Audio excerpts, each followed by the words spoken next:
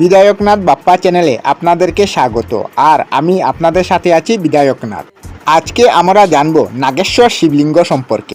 তবে ভিডিওটি শুরু করার আগে আপনাদের কাছে প্রতিদিনের মতো একটি ছোট্ট অনুরোধ, আমাদের চ্যানেলটি সাবস্ক্রাইব করুন এবং পাশে থাকা বেল আইকনটি ক্লিক করুন, যাতে আমাদের ভিডিওর নোটিফিকেশন খুব সহজেই আপনাদের কাছে পৌঁছে যায়।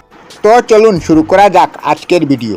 নাগেশ্বর শিবলিঙ্গ ভারতের গুজরাট রাজ্যে অবস্থিত হিন্দুদের এক অন্যতম ধর্মীয় তীর্থস্থান। গুজরাটের জামনগরে অবস্থিত এই মন্দির শিবলিঙ্গকে পৃথিবীর বিভিন্ন স্থানে দ্বাদশ শিবলিঙ্গের অন্যতম বলে বিবেচিত করা হয়। বিভিন্ন পৌরাণিক আখ্যায় এই মন্দির প্রাচীনকাল থেকে ভক্তদের আকর্ষণের স্থান হয়ে আসছে। শিব উপাসকরা মন্দিরের শিবলিঙ্গ দর্শন পরম পবিত্র বলে গণ্য করেন।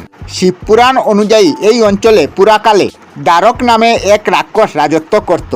দ্বারকের উৎপাতে সব মানুষ পরিত্রাণে মধুসূদনের কাছে আসে। দ্বারকের পত্নী ছিল দ্বারকী। দ্বারকী দেবী পার্বতীর উপাসক ছিলেন। পার্বতী দ্বারকীর উপাসনায় সন্তুষ্ট হয়ে তাদের রাজত্ব করা অরণ্যটির নাম দ্বারকবন আখ্যা দেন।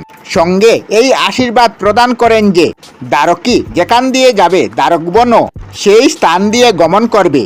পরবর্তী সময়ে দেবতারা দ্বারকের রাজ্য আক্রমণ করায় দ্বারক নিজের পত্নী দ্বারকীকে পার্বতীর দেওয়া বরদানকে সুপ্রয়োগ করতে আদেশ দেন। সেই হিসাবে দ্বারকী সাগর তীর দিয়ে পলায়ন করেন এবং দ্বারকবনও সেই জায়গায় গমন করে।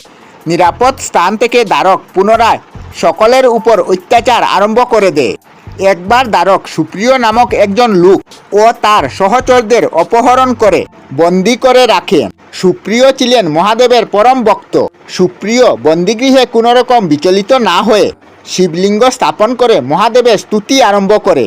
সুপ্রিয় এর আরাধনাতে সন্তুষ্ট হয়ে মহাদেব দর্শন দেন এবং দ্বারককে বধ করার জন্য সুপ্রিয়কে অস্ত্র প্রদান করেন।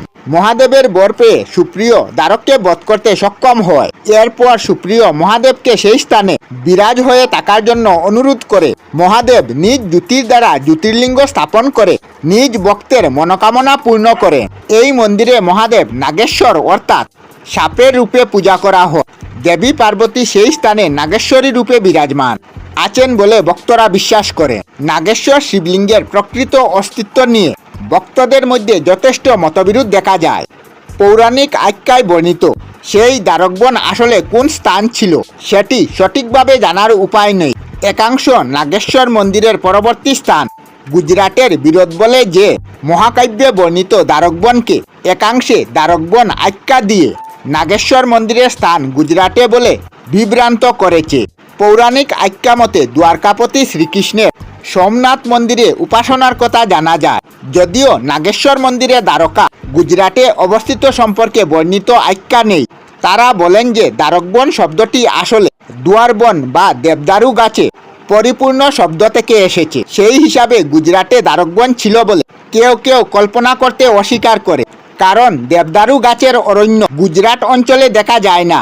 দেবদারু গাছে পরিপূর্ণ দ্বারকবনের ভিত্তিতে তারা নাগেশ্বর জ্যোতির্লিঙ্গের প্রকৃত অবস্থান হিমালয়ের পাদদেশে উত্তরা অঞ্চলের মঠ পছন্দ করেন।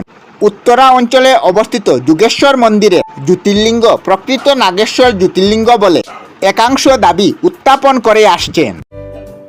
আমরা আমাদের চ্যানেলে সব ধরনের ভিডিও আপলোড করি, যেমন ব্লগ, নিউজ, কুকিং ভিডিও, ধার্মিক আলোচনা ইত্যাদি।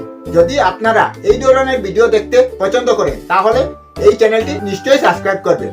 আমি আপনাদের সাথে বিধায়কনাথ আজকের মতো বিদায় নিলাম। আর ভিডিওটি ভালো লাগে লাইক, শেয়ার ও কমেন্ট করবেন। ভিডিওটি সম্পূর্ণ দেখার জন্য অশেষ ধন্যবাদ।